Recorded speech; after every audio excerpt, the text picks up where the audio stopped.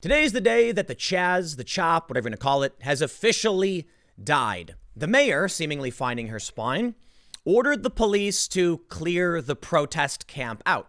And it came shortly after they actually shut up to her house, and she got really, really angry. So we can see, we can see what these politicians really think, right? They don't mind when the protesters, the rioters, and the extremists are destroying your neighborhood. But as soon as you go to their house, it's over. And we're seeing something really interesting right now across the country. Statues are actually being torn down, not by extremists anymore, but by the government. How is this happening, right? There's in Richmond, Virginia, Stonewall Jackson's coming down. We have Christopher Columbus being removed in some parts. In some of these stories, the city council and the local communities are saying, do not tear them down. But mayors and other executives are saying, we don't care. We're going to do it anyway. In Philadelphia, several locals showed up to defend a statue of Christopher Columbus. So the city basically said, because of the violence, we're going to tear it down anyway. How does that make sense? In response to what appears to be a massive mainstream wave of support for Black Lives Matter, regular people are rising up and pushing these people out. But it also is many counter groups, and it can actually get a little scary because, look, extremists that want to counter Black Lives Matter will certainly come out and they'll counter protest as well. But for the most part, it looks like we're seeing some regular people, as well as many conservatives, standing up and saying no to the far left push.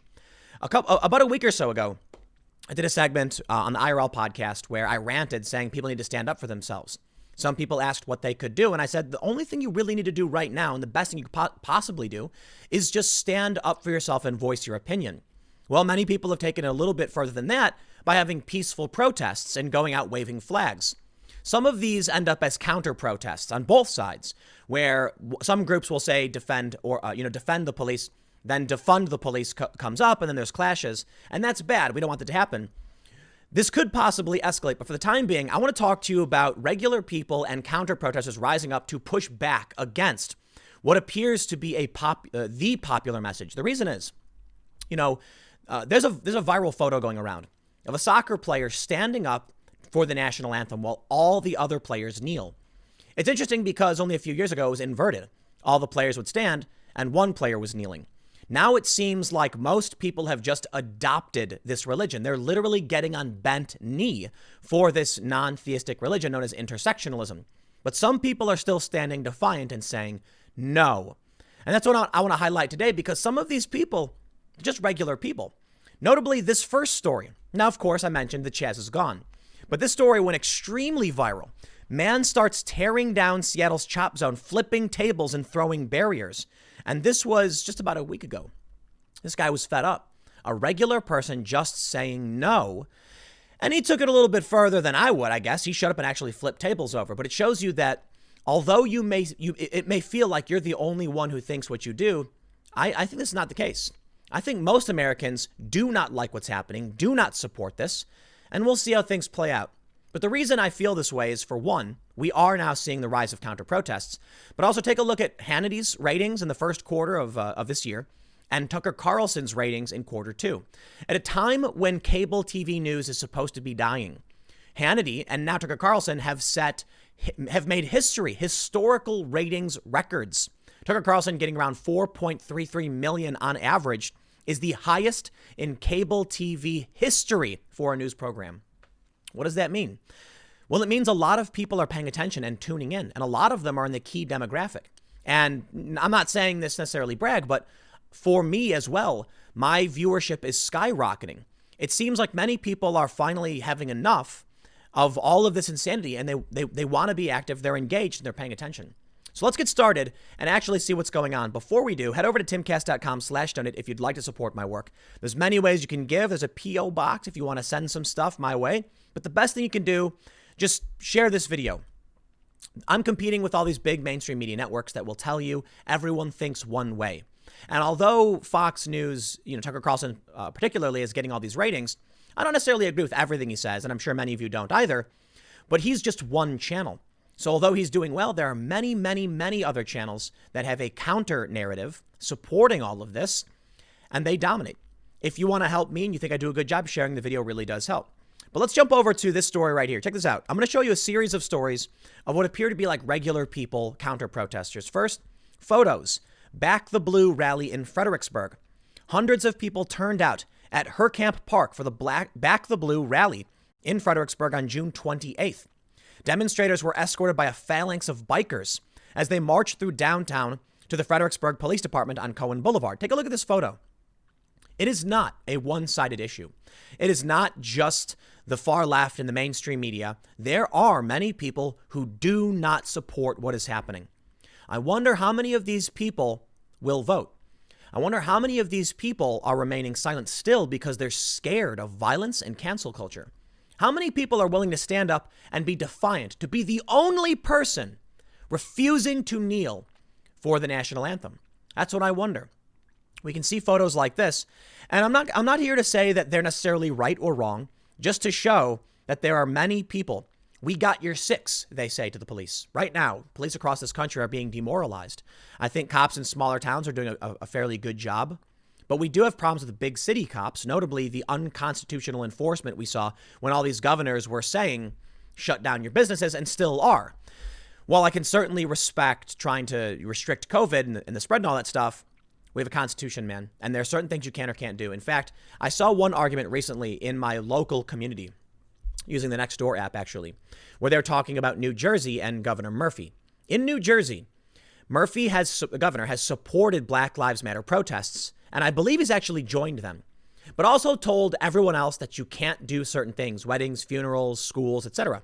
Well, locals are complaining. How is it okay for you to go and protest and tell me what I can or can't do? Supporters of Murphy have said, well, listen, his explanation is that the First Amendment says, you have a right to protest. But so he can't stop protests, but he can restrict, people having other gatherings to slow the spread. The only issue is the First Amendment doesn't specify what you can assemble about. It just says the right to peaceably assemble shall not be infringed, or something to that effect. The government shall not make a law infringing the right or whatever. The point is, you have a right to peaceably assemble for whatever reason.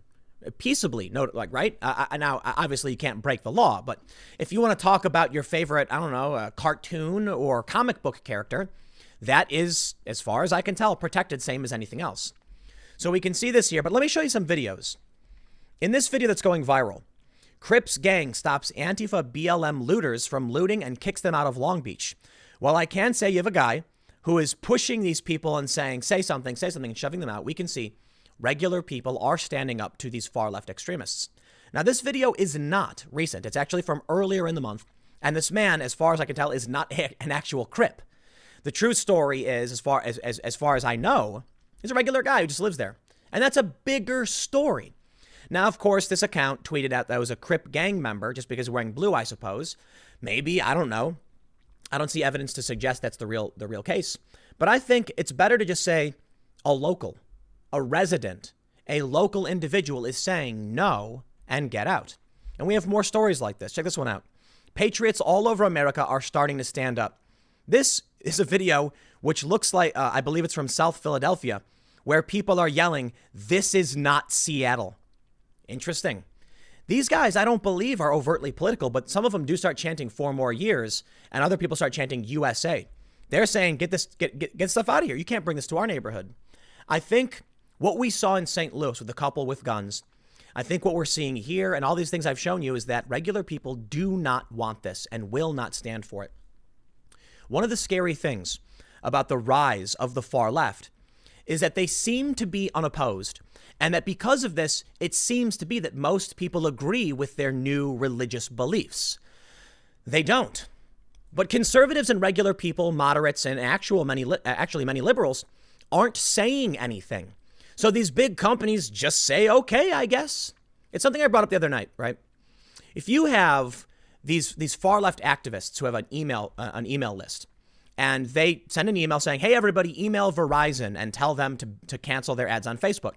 Verizon one day gets inundated with thousands of emails and they're like, wow, people must care about this. It's an illusion. It's 1,000 activists or less, sometimes more. And if regular people aren't telling Verizon, stop, don't do this, well, then, of course, these companies are just going to adhere to whatever the extremists want.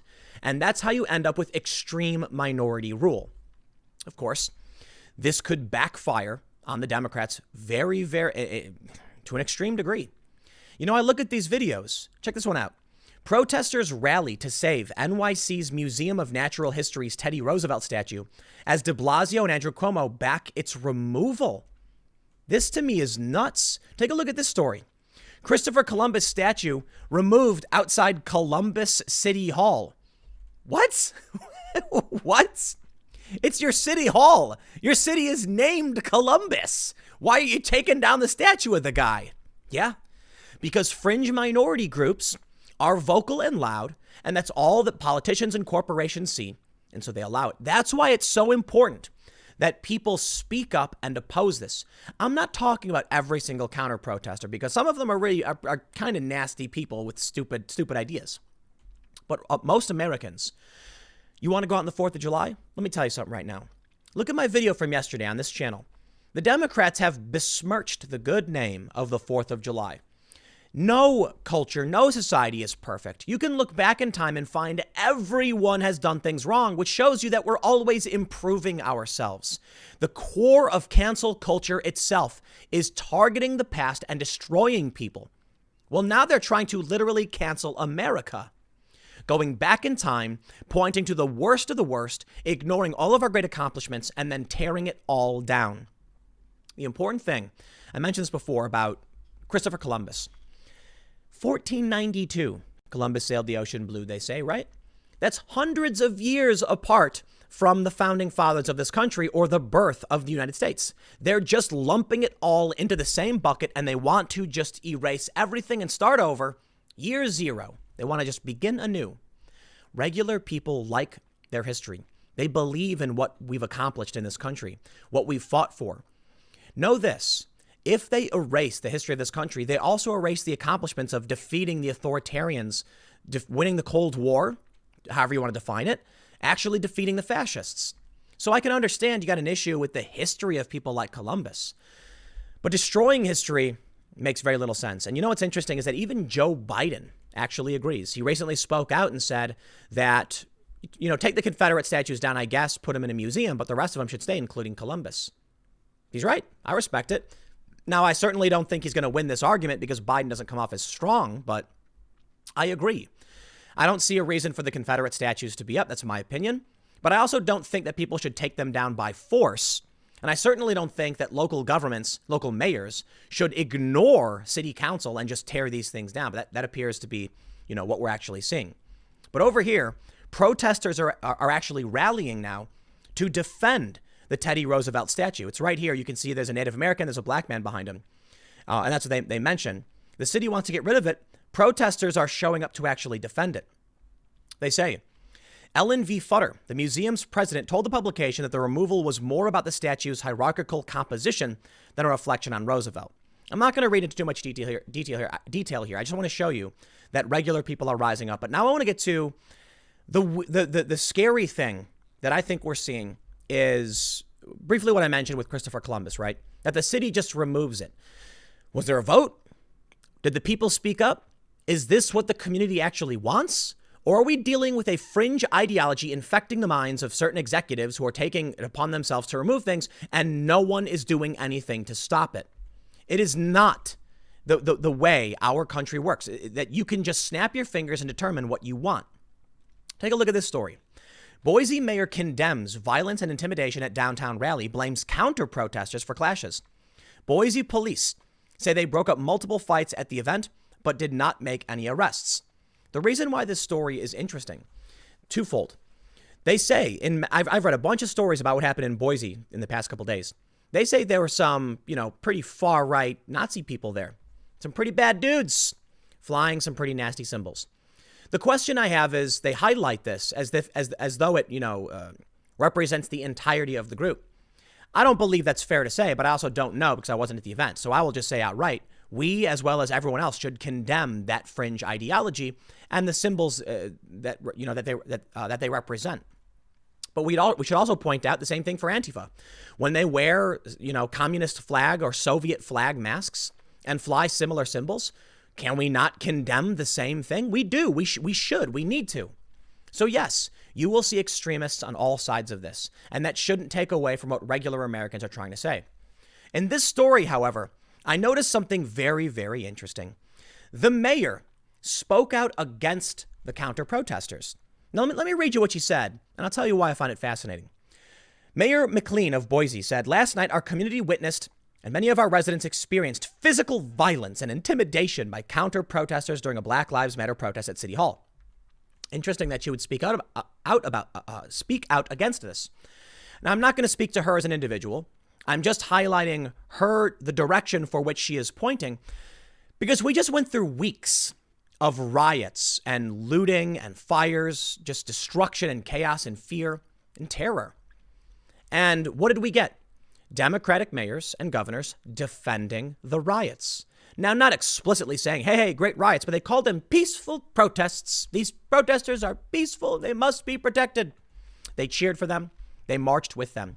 And even though many of these people got violent, and even though we literally just saw a dude get arrested for attempted murder in Provo, shooting a driver for seemingly no reason, they still come out and say the counter-protesters are the bad guys. They were intimidating us. Well, I'd love to see mayors and politicians and anybody come out and claim that Antifa is intimidating regular Americans. They don't do it. No, instead, they actually agree with and say, tear down all the statues. Which brings me to the next story, this photograph, which I find fascinating. Rachel Hill defends standing for the national anthem as the rest of the Chicago Red Stars kneeled. Wow. Look at this photo. She decided to stand up for what she believed in. She's still wearing a shirt that reads Black Lives Matter. I find it fascinating that you can actually support the idea that we need accountability for police and reform, but also defend the American flag and stand up for it and say no. It is shocking to me that we have now conflated disrespect for America, the 4th of July, what this country represents, with calls for reform and civil rights. Wait, no, hold on. First of all, if you want to kneel for the flag, do it with my blessing. That's America, man. First Amendment. You want to kneel for it? Hey, man, you do your thing. I will humbly disagree with you.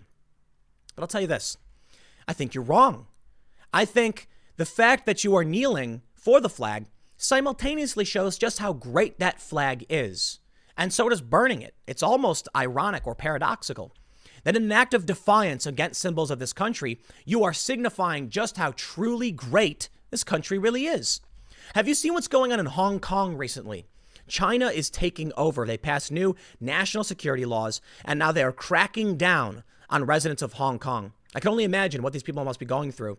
So my sympathies to them. And just by saying this, China has probably already banned me from the country. I've been very critical of China for a lot of reasons. But think about it. Right now, we're hearing reports that in Hong Kong, many of these activists and journalists are going silent, saying they can't talk anymore, they can't speak up, because China is an authoritarian regime taking over. And think about what we have here in America. You have the right to desecrate the flag itself. I love it. 100% I love it. And I am critical of those, including Donald Trump, when he said, we should have a law making it illegal, or Candace Owens, who said something similar. No, we absolutely should not. We absolutely should not.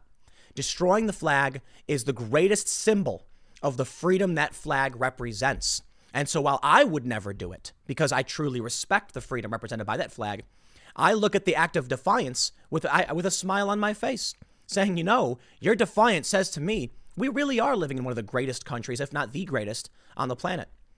With my family history, for most of you realize this, civil rights did not come easy, and we won, and things are better than they've ever been for everyone, and that's a fact. I think it's funny when people say we need to abolish poverty, and I'm like, poverty is relative. Do we want to raise the standard of living for everyone? Absolutely, and we will fight to do so. Civil rights, absolutely, and we will continue to find new ways to accommodate people and expand civil rights like we've always done. We are a country of reform. And when I see these people kneel, I just chuckle to myself. I'm not mad about it. I love it. I absolutely love it. Colin Kaepernick, too. I don't like the guy. I don't like the idea of disrespecting the flag, but I like what it represents. Isn't it amazing?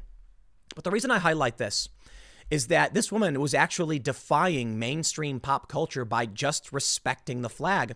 And the backlash she received resulted in her having to issue a statement about it.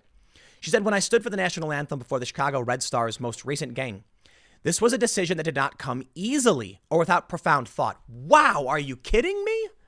When I was little, I was told that you don't got to stand for the Pledge of Allegiance. You could sit down and not say it. because in school they'd make us do it. Well, they wouldn't make you do it. Everyone would do it. So I would be like, I don't got to do it. And I would just sit down and nobody would say anything. Nobody cared. It was like a stupid childish act of defiance. Everybody would stand up, look at the flag, and they'd say the Pledge of Allegiance. And then sometimes I'd be like, I don't have to, because I was told I didn't have to. No one said a thing to me. It is not hard at all for me to say the flag is awesome, the country is great, and I will stand for the national anthem and I will sing that song. It's a fun song to sing, by the way. To hear now that it was difficult for her to do this, I'm glad that she did. My tremendous respect to her for doing so. I believe her name is Rachel Hill. But why should it be this way? If we want to maintain the respect and dignity for that flag and the freedom it represents, then we want to allow people to either stand or kneel for it. She goes on to say, before the game, I was completely torn on what to do. I spoke with friends and family and teammates of all races, religions, and backgrounds with the hope of guidance. I chose to stand because of what the flag inherently means to my military family, members, and me. But I 100% support my peers. Remarkable. This is one of the greatest messages I've heard so far. My tremendous respect to Rachel Hill, who decided to defend this country, but also support her teammates supporting Black Lives Matter. I love peaceful protest. When the Black Lives Matter protest started for George Floyd and people laid down with their hands behind their back on a bridge, I thought it was awesome. That's great. I do think it's cringy, and I have concerns about the manipulation of many of these fringe fanatics who are taking over in their authoritarianism. But I love the right to protest and freedom of religion. But now it seems like we might actually start losing this unless people stand up. And that was the point of this video. Maybe it's not the most pressing, breaking news ever, but I gotta say, I am inspired by peaceful protest, whoever may protest for it. I am inspired by the people who would counter protest so long as they do it peacefully. And I will remind you, peaceful protest works. Violence doesn't. The reason why peaceful protesters are standing up in defiance of many of these far leftists is because of the violence they represent, the destruction and the damage. The reason why people in South Philly are showing up and say this ain't Seattle, why regular people are standing up, is because of the violence of the far left. It has backfired on them. And now they will experience what happens when regular Americans say enough.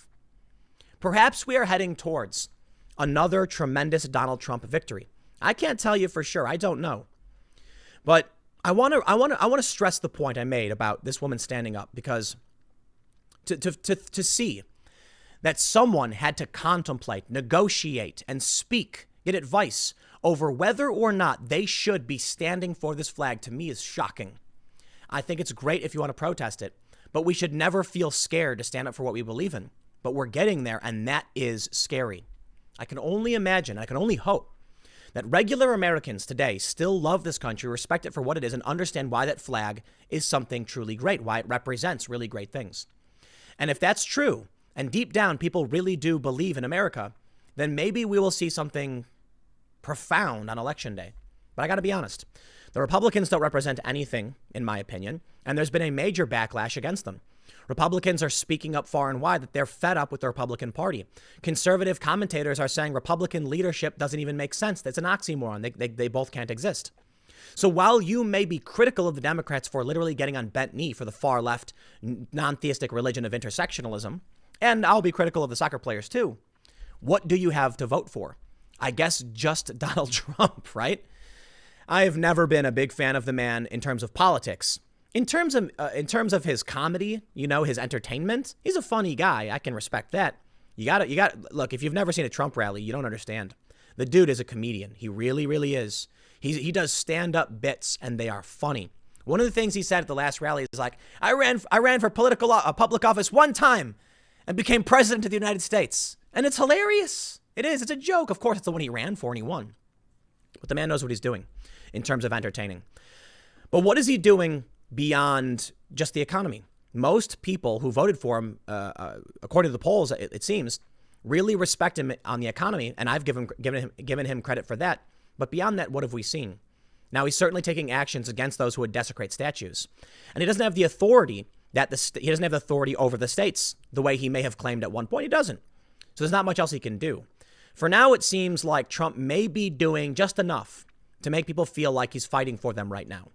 But things are pretty chaotic. I can't imagine Joe Biden will be their choice. But the DNC is about a month and a half away, maybe a little bit longer. Maybe Joe Biden isn't the nominee in the end. Maybe it's Andrew Cuomo, and that's been speculated for a long time. Would people support him? I don't know. He seems kind of like a B player. Donald Trump's got that X factor, right? And he's got a hardcore base of support that will not flinch.